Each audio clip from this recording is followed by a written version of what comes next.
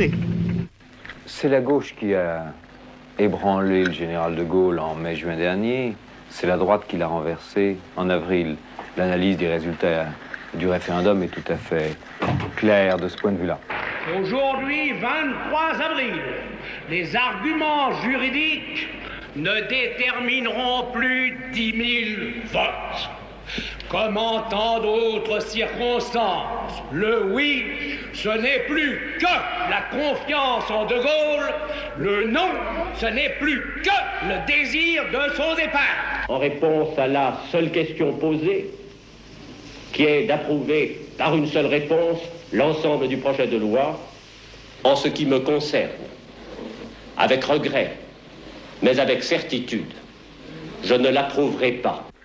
Alors ce qu'il faudrait essayer de comprendre, c'est pourquoi ce lâchage progressif de Gaulle par une partie de la bourgeoisie libérale. Je crois que ça peut s'expliquer de deux manières.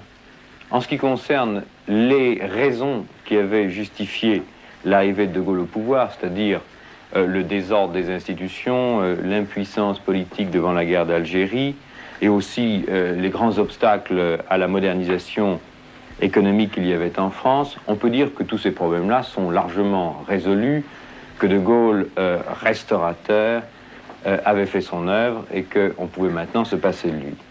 D'autre part, économiquement, l'époque où la France se développait d'une manière un peu technocratique, c'est-à-dire avec un rôle en tout cas essentiel de l'État, apparaît dépassée dans la mesure où l'incorporation de l'économie française telle qu'elle est au marché commun et à un espace atlantique plus large apparaît comme une tâche essentielle, par exemple à de grandes entreprises qui veulent pouvoir se développer sur une base multinationale et qui en sont empêchées par la politique gaulliste. Je pense qu'il y aura une majorité de non, j'en suis persuadé. Oui. Enfin, on n'est jamais sûr de rien. Et en discutant avec les gens, par exemple, dans un petit pays où... Maintenant, ils sont fatigués de cette façon de se conduire. Toujours dire, si vous voulez pas, si c'est pas oui, je m'en vais, bon, ben, qu'ils s'en aillent. Ça a vécu avant, il faudra bien qu'on vive après, hein. Il n'y a pas d'erreur. De toute façon, il peut mourir aujourd'hui pour demain. Il faudra bien qu'il soit remplacé. Il est tous mortels. Mon mari, moi, il a manqué de mourir en moins de 5 minutes. Alors, j'allais pas mourir avec lui, ni me suicider. C'est comme ça qu'il faut vivre, hein. Eh bien, monsieur Mitterrand, je voulais vous demander ceci. Jusqu'à la fin de la crise de mai 68, vous avez cherché à vous poser devant l'opinion publique comme l'homme de la relève du régime gaulliste. Appuyé sur quelle force? À quel titre?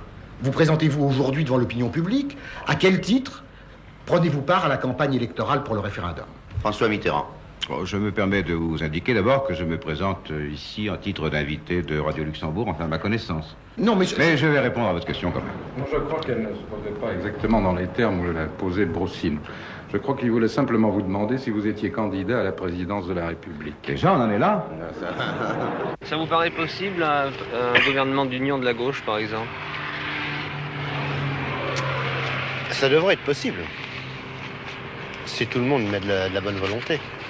S'il vous plaît, messieurs. Monsieur François Mitterrand a la parole pour conclure et il est maintenant 19h57. Je vous demande instamment de ne plus l'interrompre du tout. Bon, merci. Bon, j'ai dit moi-même qu'il n'y avait pas, je l'ai dit, dans des circonstances publiques et récentes.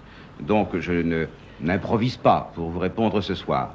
Qu'il me paraissait absurde d'imaginer que dans notre pays français, car il peut y avoir un modèle français du socialisme, on puisse songer à partir de l'appropriation collective des grands moyens de production et d'échange à réduire l'agriculture française à l'état de kolkhoz, que l'on puisse songer à nationaliser, à collectiviser l'ensemble des initiatives françaises. Je l'ai toujours dit. J'ai toujours dit qu'il fallait associer les lois du plan et les lois du marché, ce qui suppose même dans un vaste secteur de l'économie les lois du profit. Je pense même qu'au niveau de ce qui est appropriation collective, on devrait aussi avoir une meilleure conscience des lois du profit. Donc ne me faites pas dire ce que je ne dis pas. Ce n'est pas après 50 ans d'expériences socialistes diverses que nous allons recommencer à faire tous les chemins d'erreur, sans doute indispensables ou inévitables, qui ont été accomplis avant nous. Il s'agit d'en retenir ce qu'il y a de bon. Napoléon a écrit « J'ai fait mes plans avec les rêves de mes soldats endormis ». Souvent, le général de Gaulle a fait des plans avec les rêves de la France endormie, parce qu'il a trouvé avec lui des Français qui ne voulaient pas dormir. vous voterez oui pour qu'il sache qu'il peut compter sur vous. Et aussi, car nous savons, n'est-ce pas, ce qui se prépare pour la nuit du référendum, au cas où elle serait un peu grave. Et aussi, pour que ses adversaires sachent que s'ils veulent recommencer les défilés de mai, nous sommes prêts à recommencer les Champs-Élysées.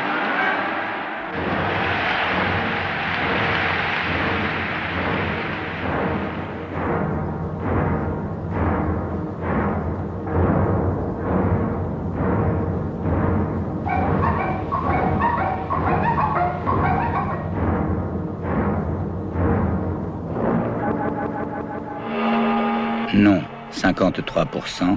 Oui, 47%. Peu après minuit, le général de Gaulle, dans un communiqué de 3 lignes, annonce sa démission.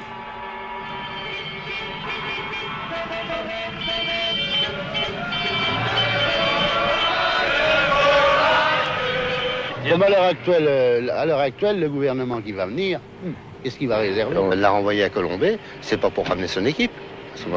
On ne fait pas du gaullisme sans de Gaulle.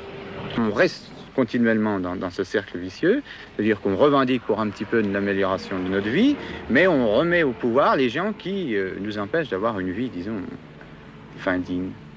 Un vieux m'avait dit un jour, vote le plus rouge que tu pourras, ça a toujours le temps de pâlir. Si on suppose que le PC est quand même le parti fort, le mieux structuré, le mieux organisé, où le travailleur a plus confiance en lui depuis très longtemps, pour lui, il est de savoir s'il va rechercher l'alliance à sa droite, c'est-à-dire le Parti socialiste, puis d'autres, les classes moyennes, tout ce qu'on voudra.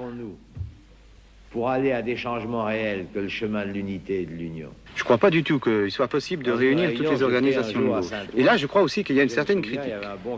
Et puis d'abord, il faudrait savoir, dans ces organisations de gauche, quelle organisation tient vraiment à changer le régime. Mon camarade du parti se lève et il me dit, tu sais, Georges, je suis d'accord avec toi, je suis d'accord avec tout ce que tu as dit. Mais moi, Guy Mollet, j'y crois pas. Il y a des gens qui se rappellent quand même. Enfin, pour moi, je me rappelle. 2 ans, plus de 2 ans d'Algérie, hein, sur Guy Mollet. Ça compte. Moi, c'est fini. Alors, je lui ai dit, mais le problème, c'est pas Guy Mollet.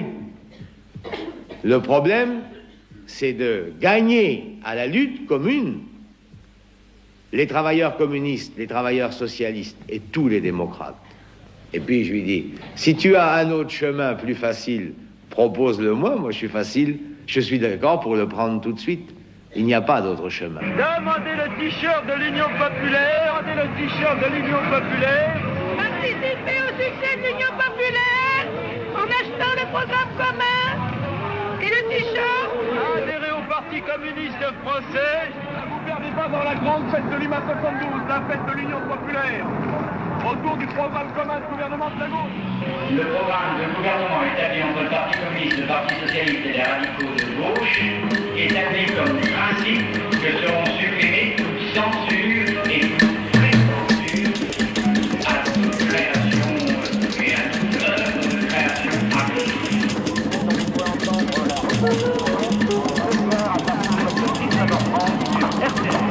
RTN vous rend service. RTN. Quand on se fixe pour objectif la transformation de la société, il est indispensable que nous entraînions avec nous la majorité du peuple dans le combat démocratique et dans le combat révolutionnaire. Le problème de la démocratie, vous avez parfaitement raison de le souligner, est un des problèmes fondamentaux du développement du socialisme. Je considère par exemple, et je l'explique dans l'histoire du phénomène stalinien, que Lénine lui-même a sous-estimé l'importance du phénomène démocratique. Parce que ça signifie l'abandon du concept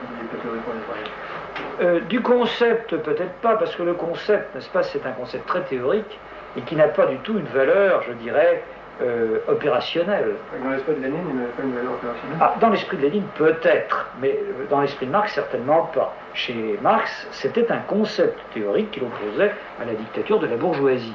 Alors pour Lénine, c'est autre chose, parce que précisément Lénine a dirigé un parti qui s'est emparé du pouvoir par une révolution violente et qui l'a conservé par la force.